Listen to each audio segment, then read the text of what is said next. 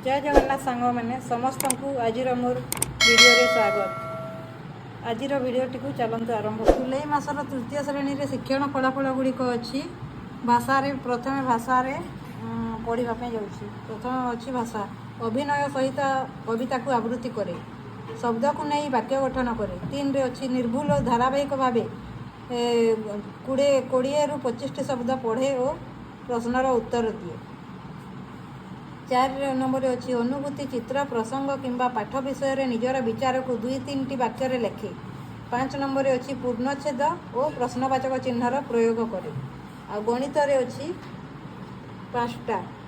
प्रथमटी है 999 मध्य संख्यार नाम लेखे। 7 नंबर अच्छी 999 पर्यंत संख्यार परिमाण को बुझी संख्यार व्यवहार करे।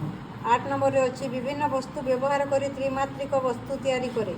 9 नंबर अच्छी समतल वक्रतल आधार में त्रिमात्रिक वस्तु को श्रेणीभुक्त करे।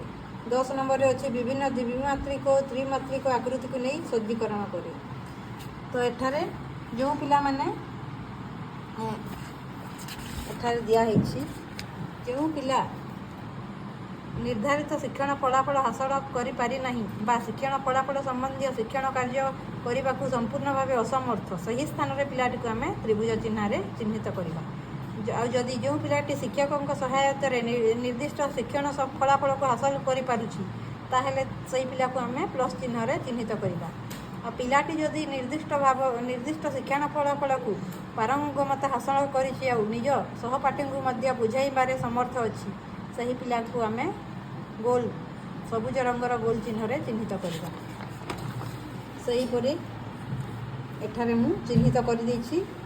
तापरे एठारे संकलन रे सही दक्षता रे केतोटी पिला प्लस चिन्ह रे अछंती, केतोटी पिला त्रिभुज चिन्ह रे अछंती और केतोटी पिला गोल चिन्ह रे अछि ताहा एठारे सूचैबा पे पड़िबो संकलन रे।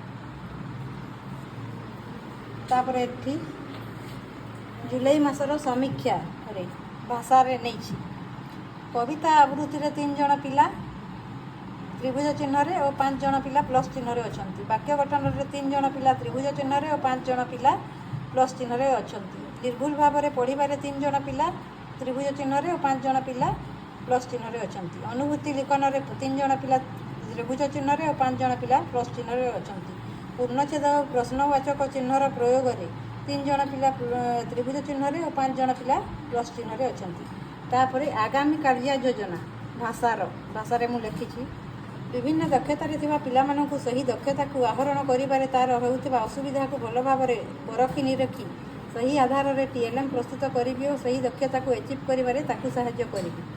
तापरे गणितर समीक्षा रे नहीं संख्यार नाम लिखन रे 3 पिला त्रिभुज चिन्ह रे और 2 पिला गोल चिन्ह और 3 पिला प्लस चिन्ह रे अछंती। संख्यार परिमाण को बुझिबा दक्षता रे 3 जण प्लस चिन्ह 3 जण त्रिभुज चिन्ह और 2 जण गोल चिन्ह रे अछंती। त्रिमात्रिक वस्तु तैयारी करे दक्षता रे 3 जण पिला त्रिभुज चिन्ह और 5 जण पिला प्लस चिन्ह रे अछंती। समतल और वक्रतल आधार रे श्रेणीभुक्त करे दक्षता रे 3 जण पिला त्रिभुज चिन्ह और 5 जण प्लस चिन्ह रे अछंती। 2D और 3D सेप को सज्जीकरण दक्षता रे 3 जण त्रिभुज चिन्ह और 5 जण प्लस चिन्ह रे अछंती। तापरे आगामी कार्य योजना संख्या ज्ञान लिखिछि प्रथम पिला मानकु द्विमात्रिक और त्रिमात्रिक वस्तुगुड़िक देखाई क्या समतल और क्या वक्रतल कहुए ताहा भल भाव में बुझाइबी और बारंबार पिला मानकु अभ्यास करने कहबी। 2 नंबर पॉइंट रे द्विमात्रिक और त्रिमात्रिक वस्तु मध्य कौन तफात रही विभिन्न वस्तु देखाई भल भाव में बुझाइबा चेष्टा करी।